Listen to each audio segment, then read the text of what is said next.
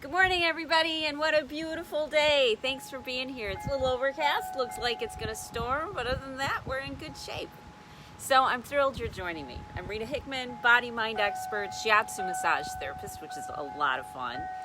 And my specialty is using those tools to help women who are in toxic relationships, toxic or narcissistic relationships, to really become the people that they want to be. Get their health back, their brain fog go away, get their energy up, learn how to stand up for themselves, get boundaries, heal from all the crazy PTSD that, chronic anxiety causes, or someone else's rage, or whatever it may be. I help hold your hand and walk with you through the journey and show you the steps to take so that you can get out of the place that you're at. So today we're talking about narcissists and a little bit of background. Why it's not your fault that a narcissist is angry, and why there's nothing you can do about it. Because when we start to shift our paradigm about what a narcissist or toxic person is like, or who they are, what's motivating them, we have to start for something that's very basic. We have to start with the reptilian brain. We have to start with that fight or flight. At its core, most narcissists are people who have suppressed so much of their anger and so much of their pain and so many of their insecurities, and they basically live a double life. You've seen it. There's the life that they have of how they treat other people, which everybody loves them and thinks they're charming and amazing because they're larger than life. They're not real. And then there's the life that they have at home, where they're depressed and angry, and they take it out on other people, and they blow up, and you have to walk on eggshells, and you don't know what to do. They're living a double life because they literally are. Inside of themselves, they're multiple people. There's the one that you probably fell in love with or really liked being with, and then there's the one that can't maintain that strategy for too long. So when someone gets angry, when we're kids, my first narcissist was my dad. And when we're kids, we develop the belief that when love is taken away from us, that we need to do something, that we fix it, that there's something that we're doing or not doing that is causing this. I totally remember in my household, my dad would come home mad, and we would all ask, whose fault is it? Who did this? Is it because dinner's late? What is it? And sure, it was all of those things, but in reality, it was the fact that my dad was tired and stressed and didn't manage his emotions well and didn't know how to manage them, and felt helpless and hopeless and overwhelmed, and so he behaved in a very, emotionally difficult, challenging, and somewhat destructive way. Because of what he was going through. But we all played this game of whose fault is it? What can we do to fix it? How do we change this situation? And in reality, I want to give you a little piece of information. So when a narcissist gets angry, it's because of everything going on in their lives. It's because, somebody looked at them funny, and road rage, and they were late for work, and they felt a little irritated, and their stomach was upset. And, it's a whole boatload of reasons why they are feeling angry and frustrated and aggravated. And it really doesn't matter what you do or don't do, because now their little radars are out looking for someone to blame.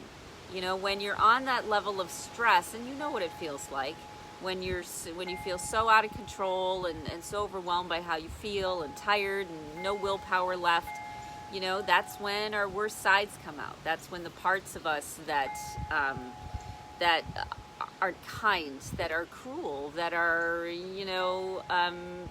lack empathy or compassion or care for the people around us. Many of us were victimized enough that we're hypersensitive to making sure that nobody gets treated the same way that we were treated.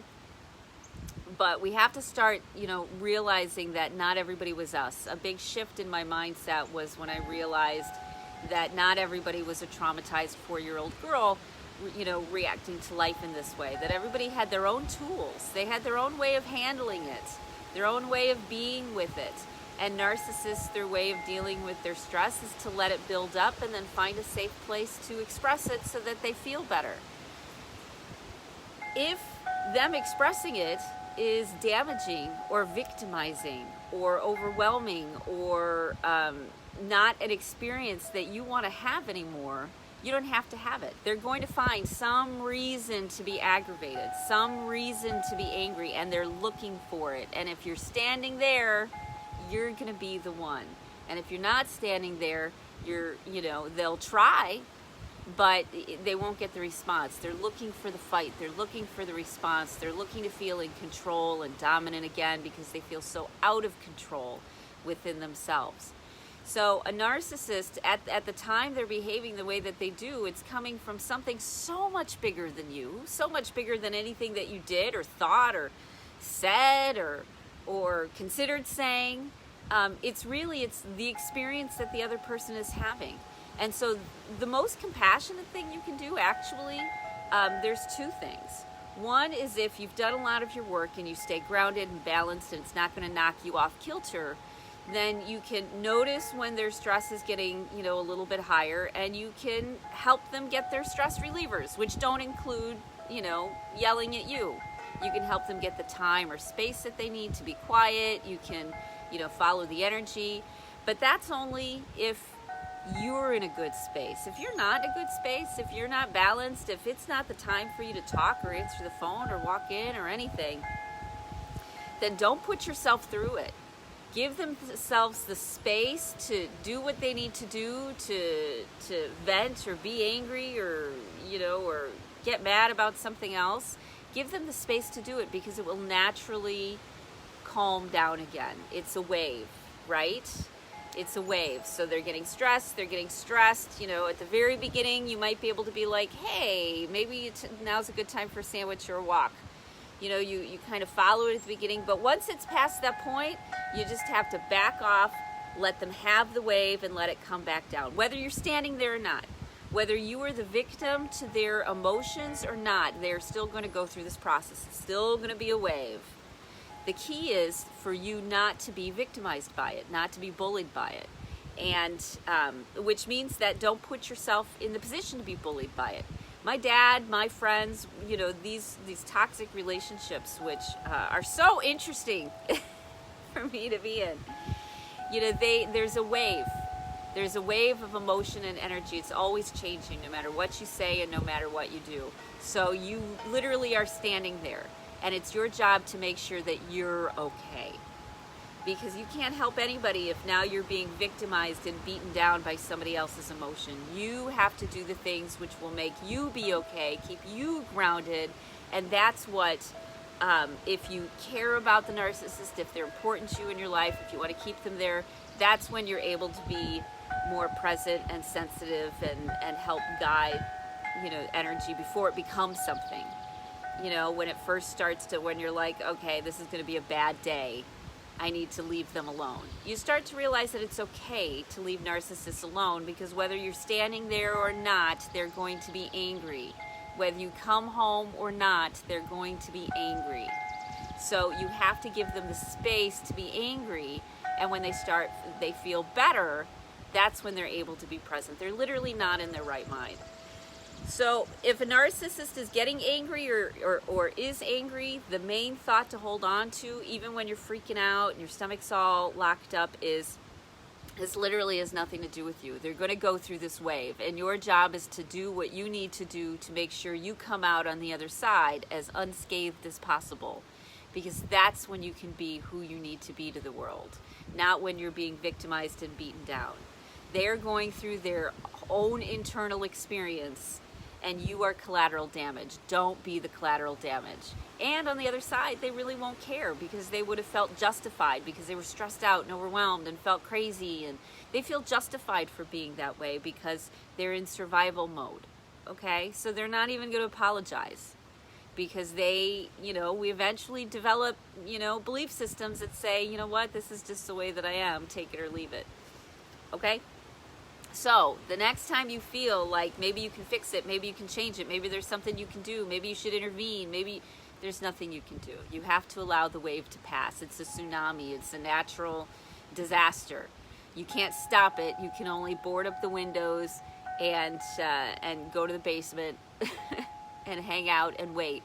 until their energy has shifted naturally, with nothing to do with you, and there's nothing you can do about it. And if you stand in the middle of the storm, you're not going to change it. You're just going to end up battered and bruised, and they will be fine on the other side, and now you will be laying on the floor, which isn't good to anybody, okay? So I hope you have a great rest of your day. Here's your homework assignment. I want you to mantra. I want you to take this idea of it's not my fault. There's nothing I can do about it, and start planting that seed in your mind. Start reminding yourself of that as soon as you start to feel uncomfortable. This isn't my fault, and there's nothing I can do about it. You know, and ask yourself what you need to do for yourself, for your well-being at that time. Those are the 3 big steps when stuff starts to go awry.